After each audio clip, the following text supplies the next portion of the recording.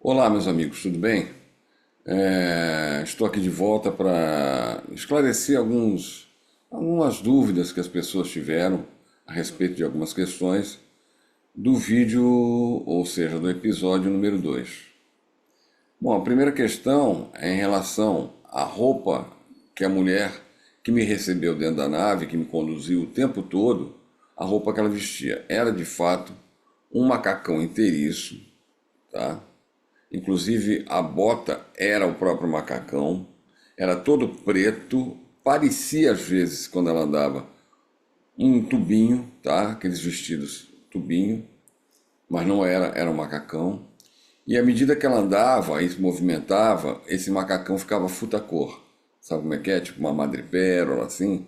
Então era muito bonito, muito interessante, tá?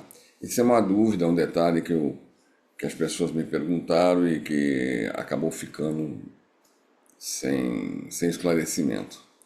Outra coisa que me perguntaram também foi a respeito das placas que me foram entregues. Aquelas placas, né, de alto e baixo relevo, parecendo aço inox e tal. Então, aço escovado, melhor dizendo. Aquelas placas, depois de muitos anos, há uns 10 anos atrás, mais ou menos, conversando com um neurocientista, ele me chamou a atenção para um detalhe. Hoje se usa muito, né, a tela de uma TV, né, tal, para passar imagens diversas, tá? E com um mapeamento cerebral, né, aquela toquinha cheia de fios ligados no computador. E por ali eles medem que áreas do cérebro são afetadas à medida que as imagens vão passando. Por exemplo, uma imagem de guerra, uma imagem de uma praia deserta, uma imagem de chuva, uma imagem da lua, uma imagem de duas pessoas se beijando ou se abraçando, de uma criança, de um animal, etc. E aquilo vai sendo analisado através desse mapeamento cerebral no computador, as áreas dos cérebros que acendem, que se manifestam. Então, assim, a gente consegue fazer um mapeamento em relação a isso. Então, pensando depois em relação a isso e tendo alguns feedbacks a respeito disso dos meus amigos lá de cima, cheguei à conclusão de que aquilo era para realmente ativar. Tá certo que eu não sabia o que eram aqueles símbolos, e até hoje a maioria deles eu não sei. Mas eram para ativar certas áreas do meu cérebro, tá? Era para dar um start em algo que precisava ser ativado. Então funcionou dessa maneira, foi dessa forma que foi feito comigo, né? Então as placas eram para isso, para ativar certas partes, certos setores do meu cérebro, ok? Bom, tinha mais uma questão que era em relação ao objeto em si, né, que a gente chama de cristal, mas não é cristal biterminado, na verdade é um artefato muito leve, como eu já expliquei no vídeo do episódio 2, né? Então, teve alguém que me questionou a respeito desse objeto, perguntando se não era uma chave, uma espécie de chave para conexão com eles. E eu explico que não, tá? Por que que eu sei que não? Porque me foi depois explicado que aquilo era como se fosse um HD, tá? Com vários arquivos meus relacionados à minha vida, onde eu passei, por onde eu dei, o que eu aprendi, quem sou eu, etc, etc, etc, etc. Então, aquilo é um arquivo, tá? Um HD.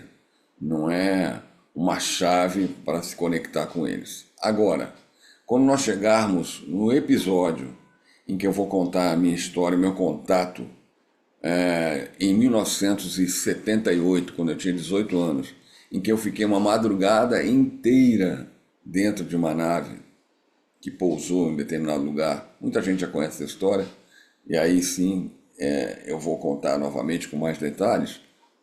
Eu fui colocado, eu e meu amigo, que fomos os contatados, a gente foi colocado numa espécie de uma cadeira, de uma poltrona, e onde foi colhida e lida e arquivada, armazenada em algum lugar, as nossas ondas mentais, ou seja, na verdade, a nossa frequência, tá?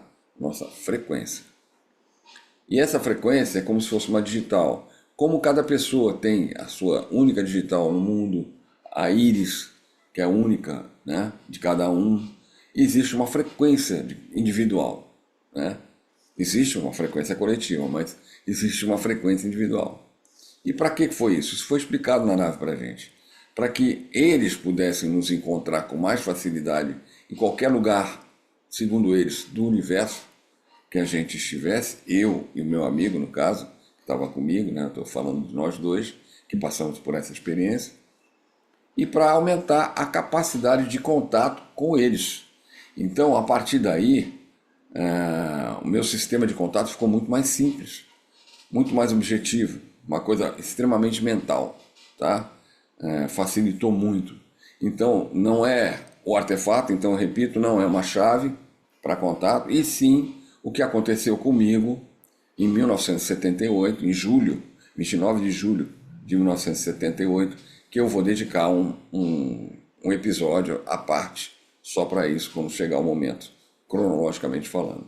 Tá bom? Era só para esclarecer isso que eu voltei aqui a respeito dessas dúvidas, desses detalhes que ficaram faltando no episódio 2. Mais uma vez, obrigado. Se gostarem, dê um like, ative o sininho, se inscreva e ative o sininho, porque aí vocês recebem quando eu publicar algo novo, um vídeo novo aqui no canal, tá bom? Um forte abraço a todos, muito obrigado pela atenção e até o próximo episódio de número 3.